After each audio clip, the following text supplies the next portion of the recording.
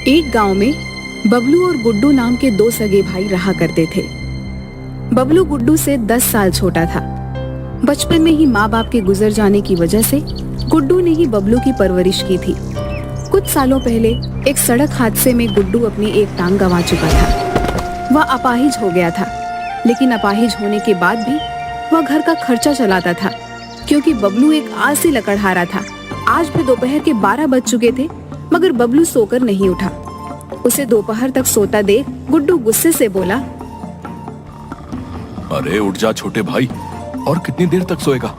सूरज sir पर आ गया है, कब जाएगा तू काम पर? गुड्डू की बात सुनकर बबलू अंगड़ाई लेता हुआ उठकर बोला, क्या भैया, तुम तो सुबह सुबह आराम भी नहीं करने देते। दोपहर के वक्त को तू सुबह का वक्त बोलता है। मैंने तेरे लिए जो नाश्ता बनाया था वो भी ठंडा हो चुका है। अब मैं दोपहर का खाना बनाने की तैयारी कर रहा हूँ, मगर तेरी नींद है जो पूरे होने का नाम ही नहीं ले रही। क्या आप दोपहर का खाना बनाने की तैयारी कर रहे हैं? मुझे तो वक्त का पता ही नहीं चला। गुड्डू खांसते हुए बोला, बबलू, सारे गांव में तू आलसी बन के नाम से मशहूर है। जब भी कोई मुझसे तेरी बुराई करता है तो मुझे बहुत बुरा लगता है। अगर उस सड़क हादसे ने मुझे अपाहिज नहीं बनाया होता तो मैं तुझसे कभी भी काम करने के लिए नहीं कहता। लेकिन सच तो यह है बबलू कि अब मुझसे हम दोनों का खर्चा बहुत मुश्किल से उठाया जाता है, और कई दिन से यह खांसी भी मुझे तंग कर रही है। क्या भैया, सीधे सीधे ये क्यों नहीं कहते कि आप मुझसे तंग आ गए हो? ऐसी बात नहीं है बबलू, मैं चाहता हूं तू मेहनती बन जाए, ताकि तेरे लिए कोई अच्छी सी लड़की देखकर तेरी शादी कराई जा सके। अब तू जल्दी से नाश्ता कर ले। बबलू नाश्ता करके अपनी कुल्हाड़ी लेकर जंगलों की ओर चल दिया। वह अपने घर से कुछ ही दूर चला था कि तभी गांव के सुखिया चाचा उसका मजाक उड़ाते हुए बोले, क्या बात है बबलू, तू फिर से इतनी जल्दी उठ गया? अरे इतनी सुबह सुबह अगर काम पर जाएगा तो बीमार पड़ जाएगा भाई, है? अरे तुमको क्या सुखिया चाचा, मैं जल्दी उठूं या देरी से, मेरी मर्जी। बबलू की बात सुनकर सुखिया के चेहरे पर गुस्सा झलकने लगा। क्या बोला? जब तेरी मर्जी होगी तब तू सोकर उठेगा? बेशर्म, शर्म तो तुझे आती नहीं है। इतना बड़ा हट्टा कट्टा हो गया है। तेरा अपाहिज भाई दूसरों की गुलामी कर अपना और तेरा पेट भरता है, और तू दिन भर घोड़ों की तरह सोया रहता है। सुखिया की बात सुनकर बबलू के चेहरे पर भी क्रोध झलकने लगा। वह तेज तेज कदमों से जंगलों की ओर चला गया और एक पेड़ के पास जाकर गुस्से से अपने आप से बोला, ये गांव के लोग अपने आप को पता नहीं क्या समझते हैं। जरा जरा से मेहनती क्या हो गए, मेरा मजाक उड़ाने में कोई कसर नहीं छोड़ते। आज मैं इतनी लकड़ियां काटूंगा कि सबके मुंह बंद हो जाएंगे। इतना कहकर बबलू अपनी कुल्हाड़ी से लकड़ियां काटने लगा, मगर मुश्किल से उसने थोड़ी सी लकड़ियां काटी होंगी कि उसे थकान महसूस होने लगती है, और वह अपने माथे का पसीना पोंछता हुआ बोला, आज थोड़ी गर्मी भी ज्यादा लग रही है और थकान भी लग रही है। एक काम करता हूँ, सो जाता हूँ। बबलू एक पेड़ के नीचे आराम से खर्राटे लेकर सोने लगा। तभी किसी ने उसे उठा दिया। बबलू अंगड़ाई लेता हुआ उठकर बोला, कौन है भाई जिसने मुझे इतनी अच्छी नींद से जगा दिया? कितना अच्छा सपना देख रहा था कि मैं एक महल में बैठकर अच्छा अच्छा भोजन कर रहा हूँ। यह कहकर बबलू इधर उधर देखने लगा। उसने देखा कि उसके सामने एक साधु खड़ा हुआ उसे क्रोधित भरी नजरों से देख रहा था।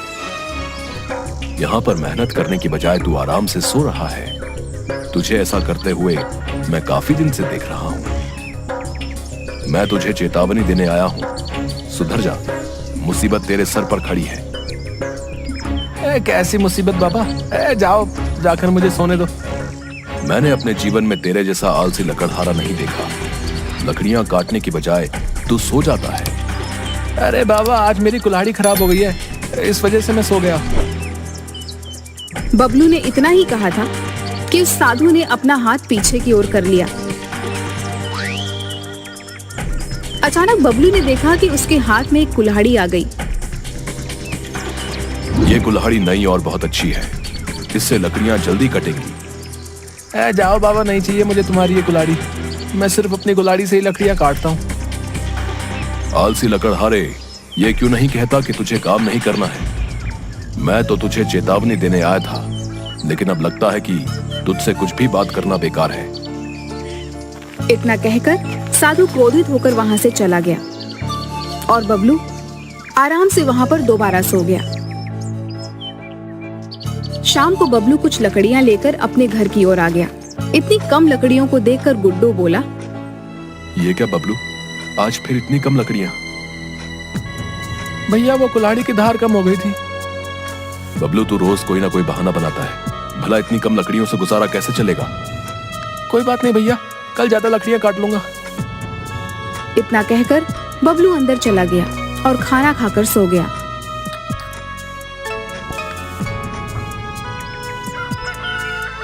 अगले रोज वो अपनी आदत के मुताबिक दोपहर में ही उठा और हमेशा की तरह पेड़ के नीचे जाकर सो गया।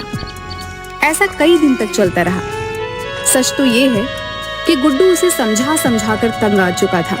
गुड्डू की खांसी भी अब बढ़ चुकी थी। अब वह रोज रात को बुरी तरह से खांसता रहता था। एक रोज बबलू दोपहर में जब उठा तो उसने देखा कि उसका बड़ा भाई गुड्डू लेटा हुआ था। क्या भैया, आप मुझसे बोलते हो कि जल्दी नहीं उठते, और आज आप खुद दोपहर तक लेटे हुए हो। आपने तो नाश्ता तक नहीं बनाया। अब खाली पेट में काम पर कैसे जाऊंगा? आज मुझे शरीर में बहुत ज्यादा कमजोरी महसूस हो रही थी बबलू। मैं चाहकर भी उठ नहीं पाया।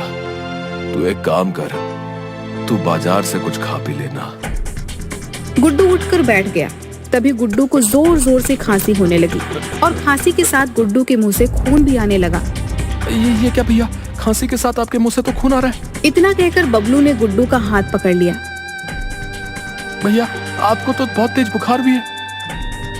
अरे कुछ नहीं बबलू, हल्का फुल्का बुखार है और कभी कभी खांसी के साथ खून आ ही जाता है। नहीं भैया, आप चलिए मेरे साथ, मैं आपको अभी और इसी वक्त डॉक्टर के यहाँ ले चलता हूँ। बबलू भले ही एक आलसी व्यक्ति था, लेकिन वो अपने बड़े भाई से अपने पिता की तरह प्यार करता था। बबलू जबरदस्ती गुड्डू को डॉक्टर के यहाँ ले जाता है। डॉक्टर ने गुड्डू की पूरी शरीर की जांच पड़ताल की और बेहद गंभीर नजरों से बबलू की ओर देखकर बोला, गुड्डू की हालत सही नहीं है। उसके फेफड़े बहुत कमजोर हो चुके हैं। उसे इलाज की सख्त जरूरत है और इसके लिए हमें उसका ऑपरेशन करना पड़ेगा।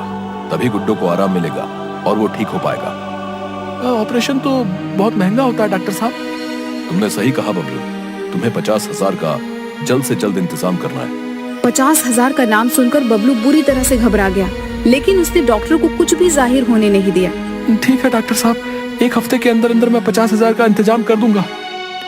ठीक है, तब तक दवाइयां देते रहना। मुंह से खून आना बंद हो जाएगा और बुखार भी उतर जाएगा।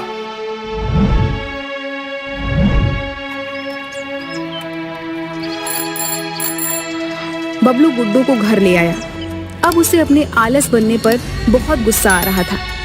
वह किसी भी कीमत पर अपने पिता जैसे बड़े भाई को खोना नहीं चाहता था। अगले दिन बबलू सुबह सुबह उठकर मुखिया के पास चला गया। बबलू को देखकर मुखिया मूंछों पर ताव देता हुआ मुस्कुराते हुए बोला, क्या बात है बबलू, आज सुबह सुबह मेरे घर का रास्ता कैसे भूल गया तू? आज तो तू सुबह 6 बजे ही उठ गया। मुखिया जी, मेरे बड़े भाई की तबीयत बहुत खराब है। तो इसका मतलब तू मुझसे पैसे उधार मांगने आया है? मुखिया जी, आपने बिल्कुल सही कहा। मुझे 50,000 की सख्त जरूरत है। उसके बदले आप मुझसे जो भी काम करवाओगे मैं मेहनत से करूंगा और जल्द से जल्द आपके पैसे कटवा दूंगा। तेरा दिमाग तो ठीक है, तुझसे लकड़ियां तो ठीक से काटी नहीं जाती। मेहनत का काम क्या खाक करेगा? और वैसे भी ये तो एक दिन होना ही था। बेचारा गुड्डू मेहनत कर करके तुझे पाल पोस कर बड़ा कर रहा था और खुद बीमार होकर घर पर बैठ गया। मुखिया ने बबलू को पैसे और काम देने से साफ इनकार कर दिया। थक हार कर बबलू सुखिया चाचा के पास पहुंचा। सुखिया के पास बहुत खेती थी।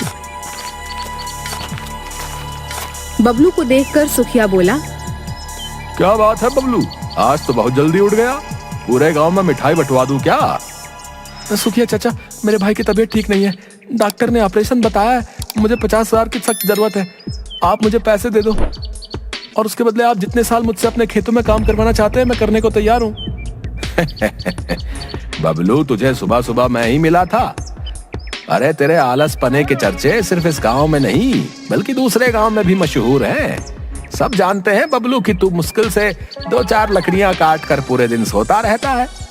अरे तू तो उठकर एक गिलास पानी भी नहीं पी सकता। खेतों में क्या खाक काम करेगा? चल भाग यहां से।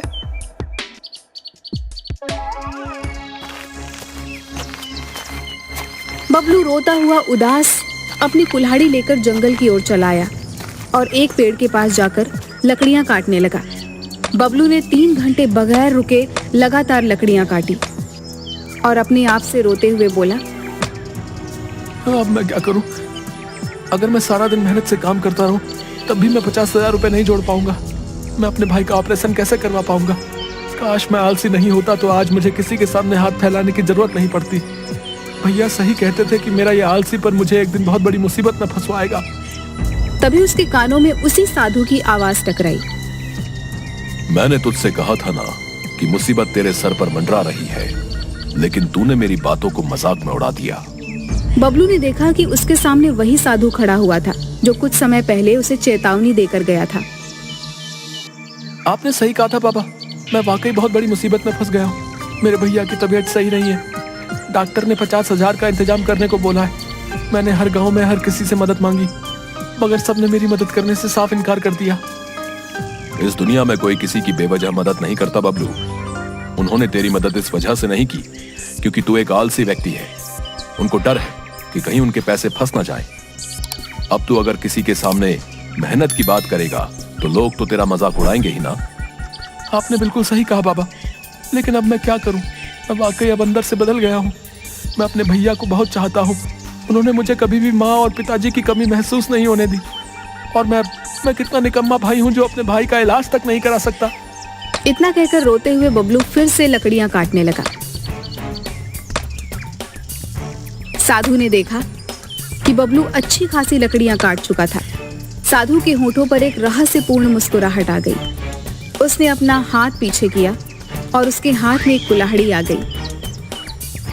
ये ले, इससे लकड़ियां काट। क्या फर्क पड़ता है? क्या फर्क पड़ता है ये तुझे कुछ समय बाद समझ आएगा। बबलू ने वो कुल्हाड़ी उस साधु के हाथ से ले ली और साधु मुस्कुराते हुए वहां से चला गया। बबलू उस कुल्हाड़ी से लकड़ियां काटने लगा, मगर बबलू ने देखा कि वह कुल्हाड़ी हल्के से प्रहार से ही लकड़ी को चीर के रख देती थी। अरे वाह, ये कुल्हाड़ी तो कमाल है। मेरे इतने धीरे से मारने पर भी लकड़ी के 2 टुकड़े कर दिए। अब तो मैं जल्दी जल्दी लकड़ियां काट कर बेच सकता हूँ। बबलू को बहुत कम मेहनत करनी पड़ रही थी। देखते ही देखते उस दिन बबलू ने बहुत सी लकड़ियां काट दी और उन्हें बाजार में बेच कर आ गया। बबलू को उसी दिन 5,000 रुपए की बोनी हुई। बबलू खुश होकर अपने आप से बोला, ऐसे तो मैं कुछ दिन में ही 50,000 रुपए का इंतजाम कर लूंगा। अब कल से मैं और दुगना काम करूंगा ताकि मैं भैया का जल्द से जल्द ऑपरेशन कराकर उनका इलाज करा सकूं। अगले दिन बबलू सुबह 5 बजे ही जंगल पहुंच गया। आज से मैं सुबह सुबह ही सूखे हुए पेड़ ढूंढकर लकड़ियां काटना शुरू कर दूंगा। बस भाई एक बार ठीक हो जाए, आराम तो तब भी कर लूंगा। हाँ।